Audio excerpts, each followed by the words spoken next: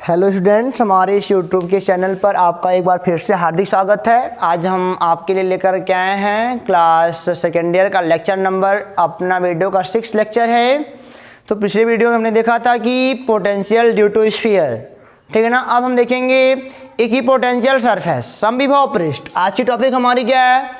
Equipotential surface यानी कि समविभव पृष्ठ। एक बात करना भूल गया, चैनल को सब्सक्राइब नहीं किया है तो कर दो, बेल आइकन का बटन प्रेस कर दो ताकि जो नए नए वीडियो अपलोड हो रहे हैं वो आप तक पहले पहुंच सके। चलो आ जाओ,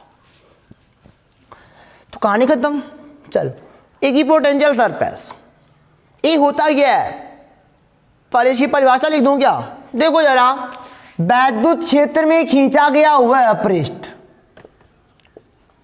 वैद्युत क्षेत्र में खींचा गया वह पृष्ठ जिसके प्रत्येक बिंदु पर विभव समान हो,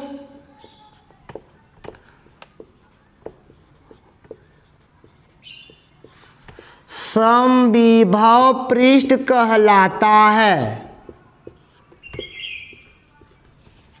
वैद्युत क्षेत्र में खींचा गया वह पृष्ठ जिसके प्रत्येक बिंदु पर विभव समान हो, समविभव पृष्ठ कहलाता है। ठीक है ना।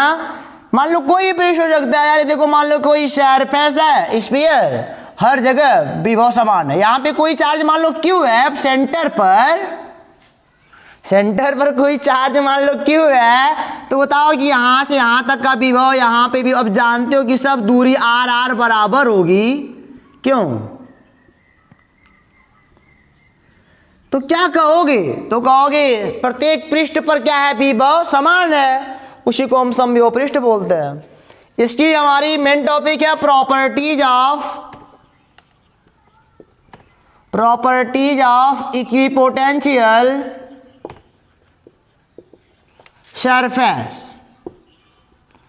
इसकी प्रॉपर्टी क्या होती है ये हमको पढ़ना है, very important for board exam. इसके लास्ट में मैं एक क्वेश्चन दूंगा, आप उसको करके हमको बताइएगा, नहीं आएगा तो भी बताइएगा, ठीक है ना। तो देखते रहो आराम से, क्योंकि बहुत ही इंपॉर्टेंट टॉपिक है बोर्ड के लिए। तो प्रॉपर्टीज ऑफ इक्विपोटेंशियल सरफेस, इसकी प्रॉपर्टी क्या होती है? आप अच्छे से अगर कैमरे में देख पा रहे हो तो अच्छी बात है, बढ़िया से देख पा रहे हो। चलो आ जाओ, पहली प्रॉपर्टी लिखते हैं कि इक्विपोटेंशियल सरफेस जो है ना, इसके ऊपर किन्हीं दो विभवों का अंतर, विभवांतर, दो बिंदुओं का विभवांतर क्या होता है? 0 होता है। पहली प्रॉपर्टी तो सब जानते हैं कि समविभव पृष्ठ पर, बढ़िया से लिखना, समविभव पृष्ठ पर किन्हीं दो बिंदुओं के बीच का विभवांतर 0 होता है। अरे भाई मान लो यहाँ पे कोई पॉइंट ए है, यहाँ पे कोई पॉइंट बी है, V A minus V B कितना होगा? यह दोनों बराबर हैं तो ऑटोमेटिक 0 होगा, नहीं तो बस काम खत्म हो गया हमारा। ये तो होता है। दूसरा लिखवाऊं? दूसरा, अभी बहुत सारी बातें इसमें हैं, बस देखते चलो। दूसरा मैं लिखवाता हूं तो बताता हूं आपको कि समविभव पृष्ठ पर, समविभव पृष्ठ पर किसी चार्ज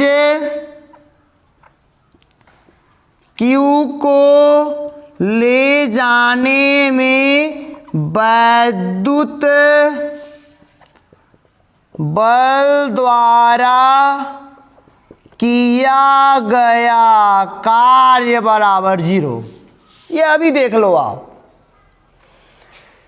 ये टॉपिक लास्ट तक और बेहतर समझ आएगी, क्योंकि अगली प्रॉपर्टी जो है ना इन्हीं से होकर के जाती है। चलो मान लेते हैं यहाँ पे, मान लो ये चार्ज क्यू है और आपने भी पढ़ा है कि F external is equal to, F external पढ़े हो ना कि क्या होता है? नहीं, ऐसे पढ़े हो, ऐसे delta V is equal to W यानी कि work done by external agent by Q. पढ़े हो ना। और जो ये अभी आप पढ़ के रखे हो वर्क डन जो एक्सटर्नल एजेंट होता है ना, यह क्या होता है, इलेक्ट्रिक जो फोर्स काम करता है ना, इलेक्ट्रिक फोर्स, उसके विपरीत होता है। तो ये सब आप पढ़ के आए हो, पीछे आप वीडियो पहला वाला देख सकते हो, लेक्चर सब इसी से रिलेटेड होके आता है। अभी वैसे भी समझ में आ जाएगा, अगर पहला वाला देखने का ना मन करे तो भी कोई बात नहीं है। चलो आ जाओ। अब यहाँ पे देख सकते हो कि डेल्टा वी है ना, अब डेल्टा वी भाई कुछ भी हो सकता है यार। मान लो यहाँ पे तीसरा पॉइंट सी हो तो कहोगे sir V C minus V B, C से बी तक जाओगे तो कुछ भी लिखो यार, फाइनल माइनस इनर्शियल, ऐसे V B minus V C भी लिख सकते हो, तुम्हारी मर्जी। A W external by Q, अब ए तो जीरो होना है। अब बताओ डब्ल्यू एक्सटर्नल भी क्या हो गया, जीरो हो गया। एक्सटर्नल एजेंट द्वारा किया गया काम भी जीरो हो गया। और ये देखो जरा, जब ए जीरो हो गया तो इलेक्ट्रिक फील्ड द्वारा भी काम किया गया, जीरो हो गया। बस यानी कि समविभव पृष्ठ पर अगर कोई आवेश, कोई चार्ज मूव कर रहा है, समविभव पृष्ठ पर कोई चार्ज अगर मूव कर रहा है स्टूडेंट ना, तो दैट टाइम इलेक्ट्रिक फील्ड द्वारा जो किया गया काम होता है वो जीरो होता है। क्या होता है, वो जीरो होता है। आप इस बात को नोट कर लेना, वैद्युत बल द्वारा किया गया कार्य क्या होता है, जीरो। इनको ऐसे भी समझ सकते हो आप। मान लो ये आपके पास कोई स्फीयर है, यहाँ पे क्यू चार्ज है, ठीक है ना, और यहाँ पे मान लो कोई छोटा सा चार्ज है ए, ठीक है। तो इसकी वजह से इस पर एक इलेक्ट्रिक फील्ड काम करेगा, ये फोर्स एफ ई काम करेगा ना। इसका डिस्प्लेसमेंट इधर मान लो होता है, चाहे इधर चाहे इधर। अब देखो यार, इसका डिस्प्लेसमेंट ये हो गया, तो बताओ इन्होंने कितना वर्क करा। वर्क इज इक्वल टू क्या होता है, force multiply by displacement cos theta होता है ना।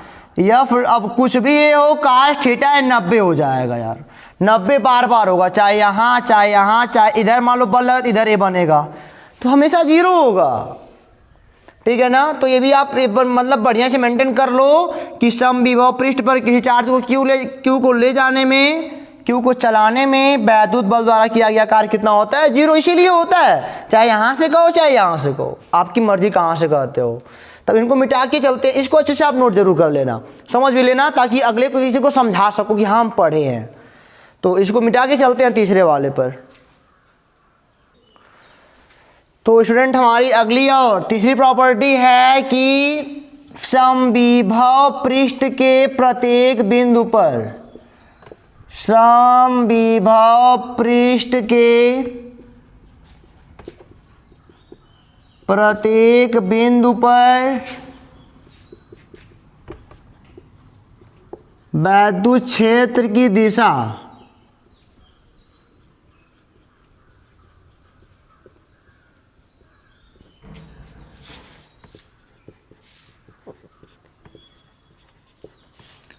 अभिलंबवत होती है, ठीक है ना। हमने क्या कहा, समविभव पृष्ठ के प्रत्येक बिंदु पर वैद्युत क्षेत्र की दिशा अभिलंबवत होती है। इस बात को समझना, बड़ी अच्छी समझना आप यहाँ पे। चलो आ जाओ। अब हमने कहा, अब यही देख लो, अब यही मान लो स्फीयर ही है। अभी कई सारे हम आपके पास आकृतियाँ लेके आएंगे।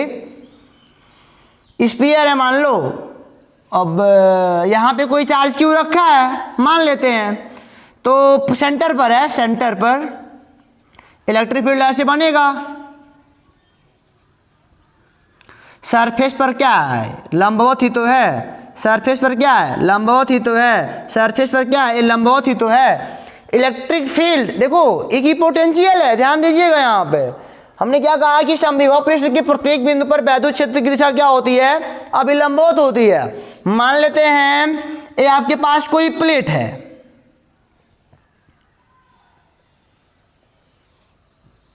ये कोई प्लेट है, इस चार्ज वाला है, सब चार्ज है इसमें, ऐसी बात नहीं है। अब आपके फील के लिए बता रहा हूँ, फील के लिए फील करना।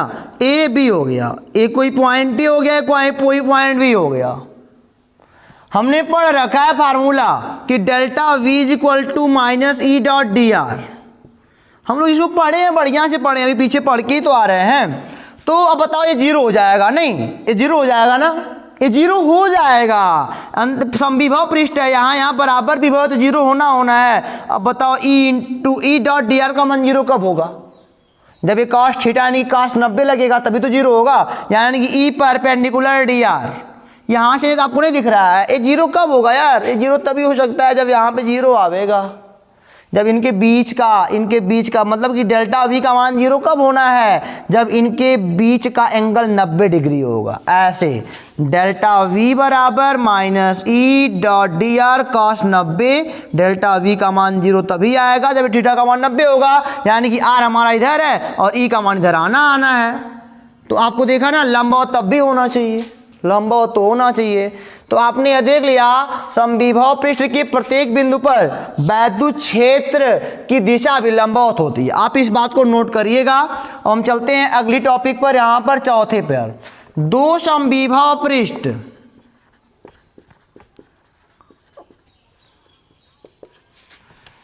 एक दूसरे को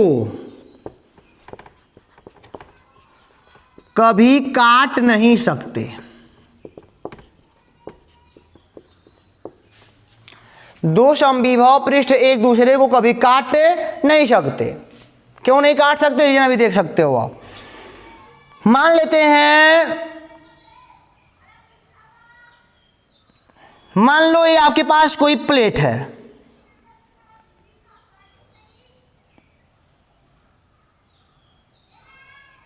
ठीक है। मान लो ये आपके पास कोई प्लेट है, इस प्लेट पे बताओ इलेक्ट्रिक फील्ड किधर होगा? ये बताओ, चार्ज है, ये प्लेट सरफेस ऐसे रखा है, इलेक्ट्रिक फील्ड के लंबवत होगा सर, लंबवत होगा, या तो नीचे या तो ऊपर, या तो नीचे या तो ऊपर कह सकते हो, नहीं ऊपर भी मान सकते हो, कोई दिक्कत नहीं। ये पॉइंट इसका है। अब मान लो मैंने एक समविभव है, इक्विपोटेंशियल ध्यान देना, यहाँ पे एक मैंने और ले लिया इक्विपोटेंशियल। अब बताओ जरा, ये ऐसे रखा है, इसका क्या होगा? इसी पॉइंट पर अभी चार्ज ही है, अब इसी पॉइंट पर इसका जो ई का मान होगा, दिशा हो गया तो इधर या तो इधर। अब एक ही पॉइंट पर दो इलेक्ट्रिक फील्ड की डायरेक्शन हो गए, एक ही पॉइंट पर एक ये बता रहा है डायरेक्शन हमारा इधर है और एक बता रहा है इधर है। ये कहाँ संभव? It is not possible. हम कहेंगे कि दो समविभव पृष्ठ एक दूसरे को कभी नहीं काट सकते, क्योंकि अगर काट दिए तो एक ही बिंदु पर दो इलेक्ट्रिक फील्ड बनेगा, दिशा दो बनेगा, जो कि इम्पॉसिबल है। तो ये अभी बात आपके समझ में, दिमाग में आ गया, तो रीजन लिख लीजिएगा आप यहाँ पे, ठीक है। तो इनको मिटाते हैं, चलते हैं, थोड़ा आगे चलते हैं। तो चलते हैं, इसका पांचवा देखते हैं क्या कहता है। पांचवें में आपको थोड़े क्वेश्चन भी समझ में आएंगे, क्वेश्चन टाइप है थोड़ा, कि एक पॉइंट चार्ज है, इसकी वजह से इक्विपोटेंशियल खींचना है, ठीक है ना। एक पॉइंट चार्ज है, इसकी वजह से इक्विपोटेंशियल सरफेस बनाना है, और एक लीनियर चार्ज है, लीनियर चार्ज ऐसे, इसकी वजह से आपको बनाना है इक्विपोटेंशियल सरफेस। और एक मान लो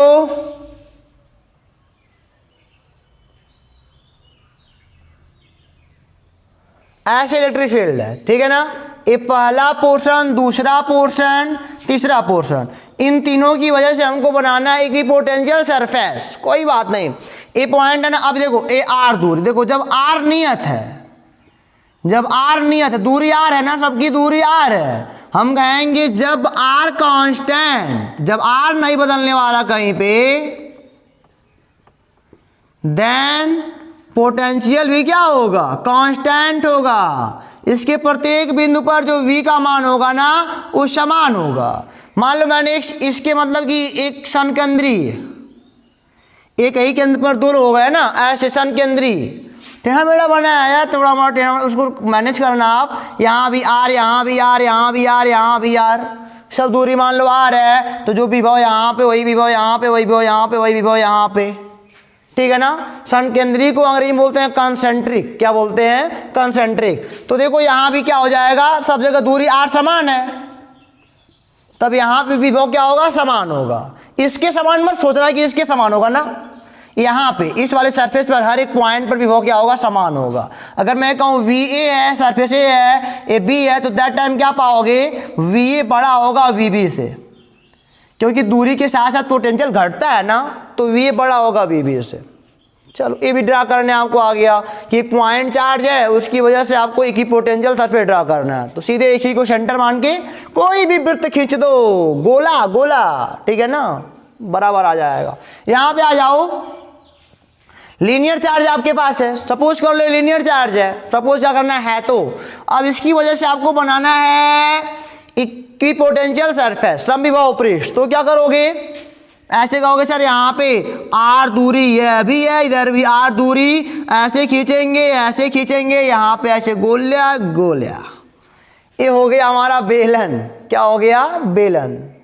अब देखो, अब दूरी हर जगह आर समान है ना, हर जगह आर समान है, और ये हमारा पृष्ठ है। देखो जब आर समान तो भी तो समान होना ही होना है। इसके प्रत्येक यहाँ 1 2 3 4 5 6 कोई है, तो जो 1 पे होगा वही 2 पे होगा, वही तीसरे पर होगा, वही चौथे पर, वही 5वें पर, वही 6वें पर, सब जगह वही तो होगा। क्या दिक्कत है, समझ में आ गया आपके ना।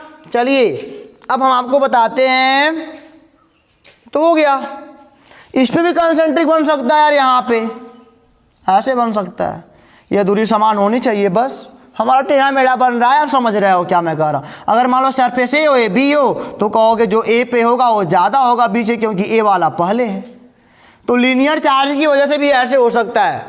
अब मान लो हमने कहा हमारे पास कोई कांस्टेंट इलेक्ट्रिक फील्ड है, कांस्टेंट इलेक्ट्रिक फील्ड है, ठीक है ना।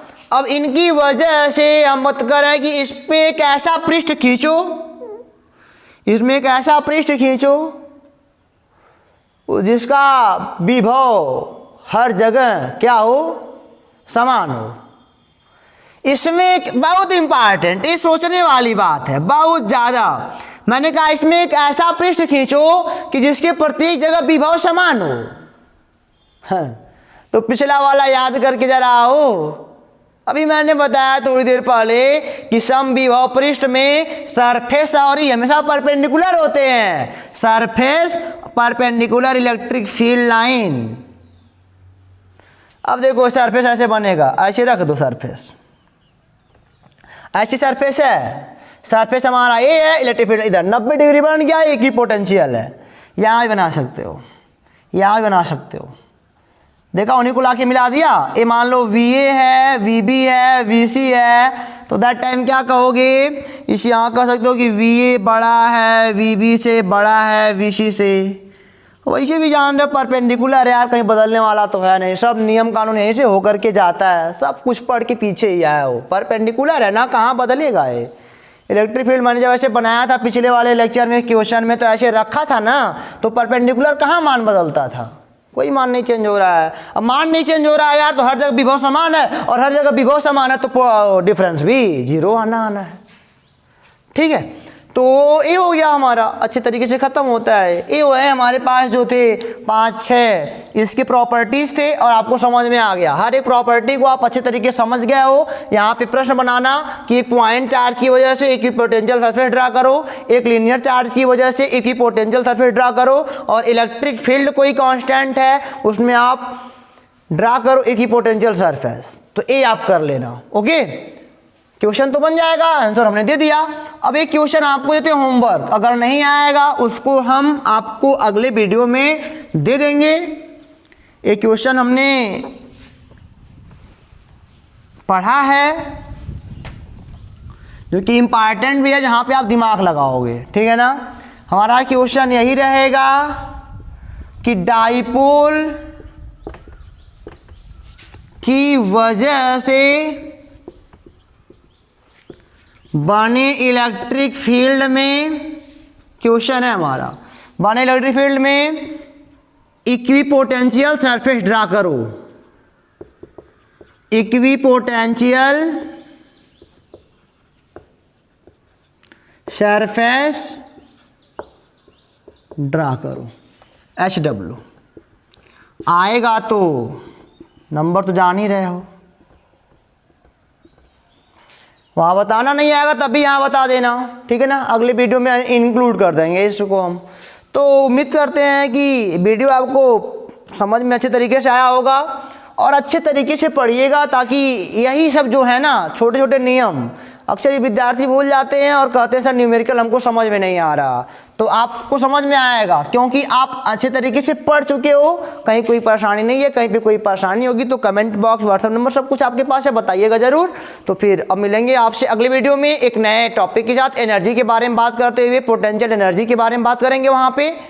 तो वहाँ पे तभी हम बात करना अच्छे से कर पाएंगे जब आप हमारे सारे पिछले वीडियो को देख चुके होंगे, तब वहाँ पे हम एक अच्छे स्टूडेंट की भांति पढ़ाई कर पाएंगे। तो तब तक के लिए आप खुश रहिए, पढ़ते रहिए, क्वेश्चन लगाते रहिए अपने बुक से। All the best.